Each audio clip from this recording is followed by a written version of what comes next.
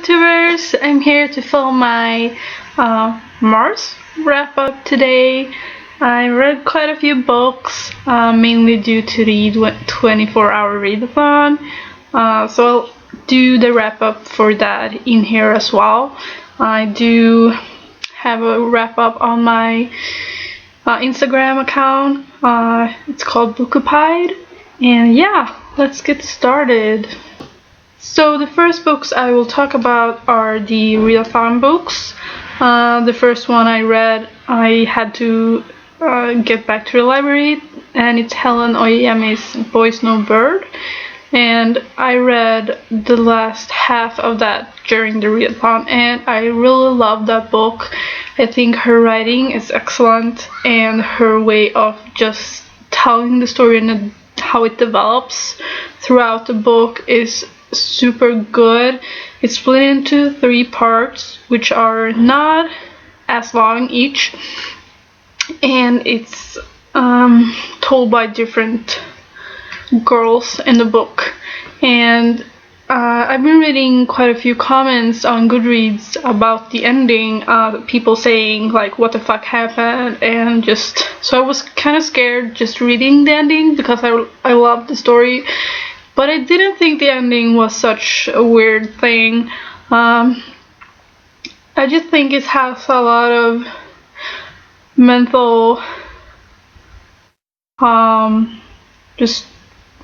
about not knowing who you are and just trying to be enough, and that's not enough, and you kind of develop this kind of different persona. And yeah, I just didn't think it was too weird, actually. I really enjoyed the ending. Of course it's kind of weird, but it didn't feel unbelievable for me.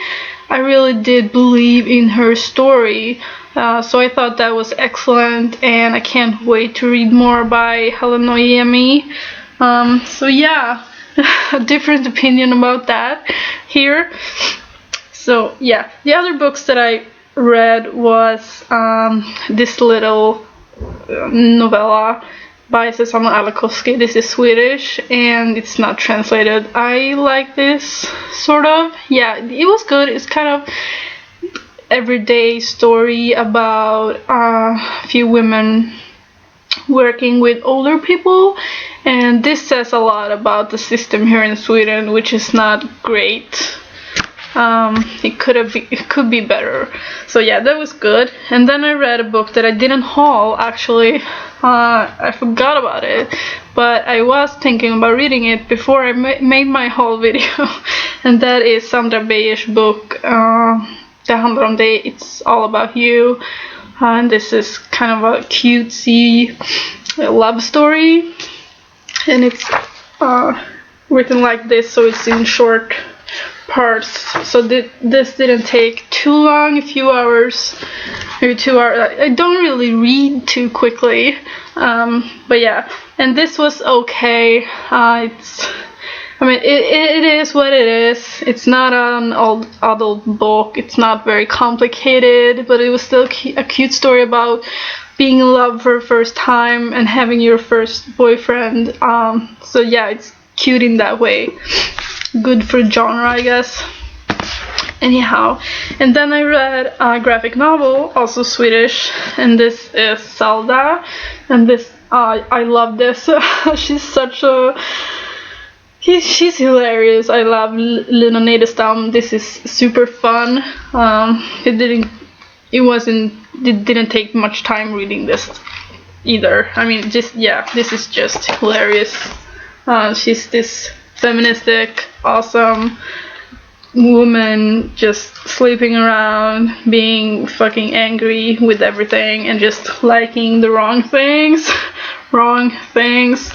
Yeah, she's hilarious. I love her. And I read part of another graphic novel, which I also showed in my TBR. This is also good, but there's a lot more text in here, so yeah, I just didn't finish it. I don't know why. I'll finish this in May. And then I read another full book. A Wild Swan and Other Tales by Michael Cunningham, and these are story retellings, and these are quite gruesome, some parts. I liked some more than others. There was one or two that I didn't like too much. I didn't really see the point in them. A few of the others were more experimental and a bit longer, so you got more from them. But it was interesting reading. I really liked it. It's more like he remade the stories to suit a more modern adult, I guess. So yeah, it was quite fun to read, and really pretty illustrations in here as well. So that's what I read for the readathon. And the other books that I read this month are quite a few.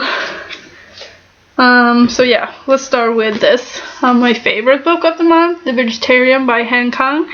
And this is about a woman who decides to become vegetarian, and they live in South Korea, and the norm is to eat meat like it is in most countries. But this society also, it's very patriarchal, and you get to know her by three other people. First it's by her husband, and then it's by her sister's husband, and then at last it's by her sister. And it was really difficult to read. I thought the first two parts,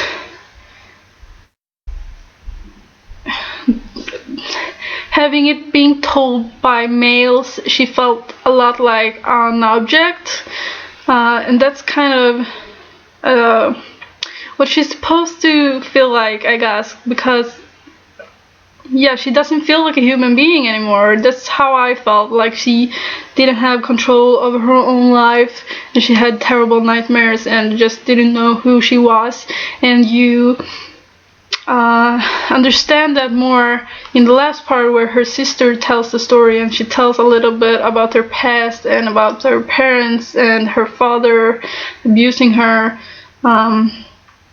And it's just like, yeah. So like I told in my recent book haul, I think this book is more about like mental problems and just not being able to be who you are or what you want to be, more than being a vegetarian. So yeah, but I thought it was great, excellent writing, just a great story. I love her. I'm in love with her writing, and I'll probably read everything that she publishes. I did order Human Acts, and I can't fucking wait to read it. This was amazing, and this is also longlisted for the Man Booker International, and I hope it wins. By far the best book I've read this year. Yeah.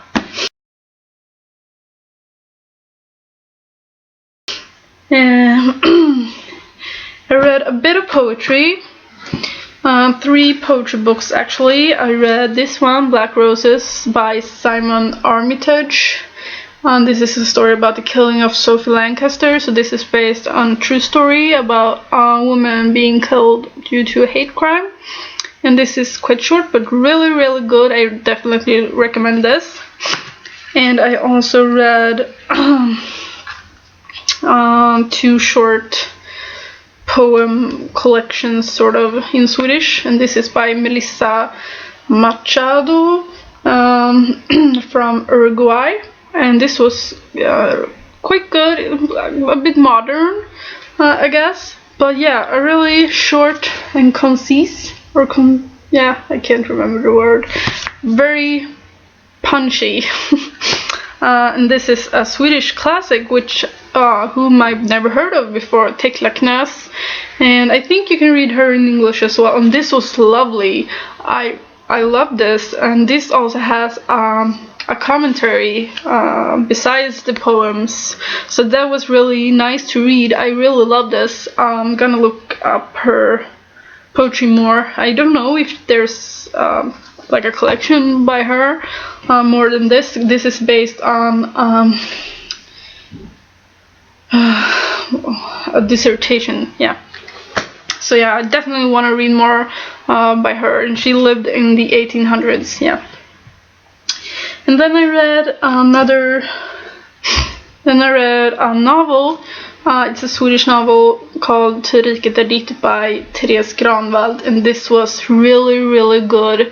I finished this today, and it's about 3 women, where 2 of them are actually real people. This is fictional, and it's all about these 3 women living in different times, and the 2 real ones, one is based on Eva Braun, who was Hitler's his girls, and the other one is a Swedish woman who was involved in a religious sect or cult in Knutby, and she was, all these 3 women are, and the last woman, Anna, she's kind of a more like now time story, and all these women are in different ways just dominated by men and manipulated and brainwashed, and this was really good. So fucking sad,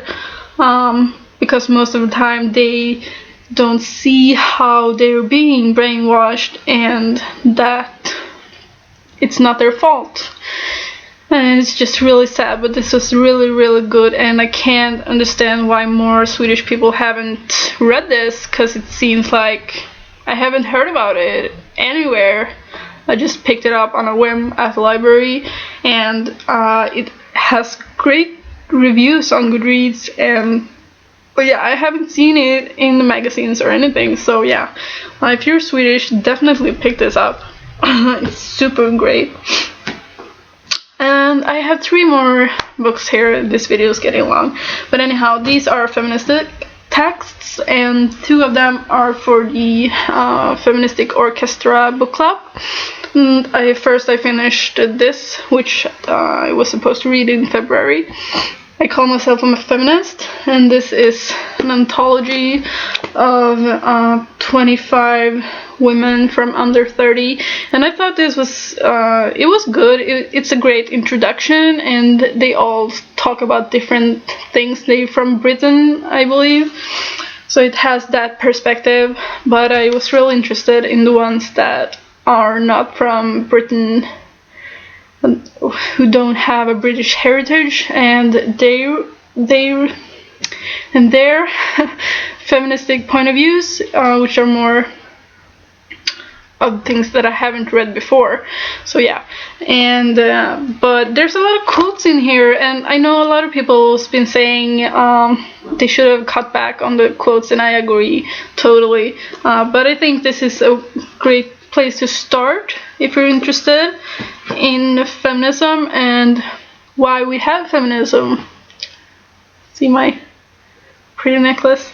Anyhow, and in March I read, it's fucking April, isn't it? Yeah, it's April.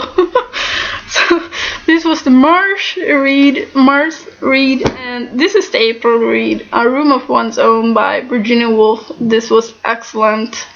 This is an English Great Ideas copy. I found it a bit hard for me to read this. I had to concentrate a lot to understand, but when I got into it, I liked it a lot, and I think she has great theories, and I very much enjoyed the parts where she talked about classic authors like Emily Bronte and Jane Austen. That was very interesting. Definitely made me like it more, and I have a few dog ears and annotations, but I think I'll get a Swedish copy and read it again, and maybe read the English one again. But I feel like this benefits from reading a bunch of times, and these are essays on what women need to be able to write, and that's money and a room of one's own. And I read a new translated work by Hélène Cixous, Medusa's Laugh. I guess it's translated in English. And this is also about females and what they need to be able to write. So if you've read this recently, I think you'll like this as well. Or at least it's interesting to read. And this is very short. This is just an essay as well. And they're both classics. So yeah, that's what I read, and my throat is tired.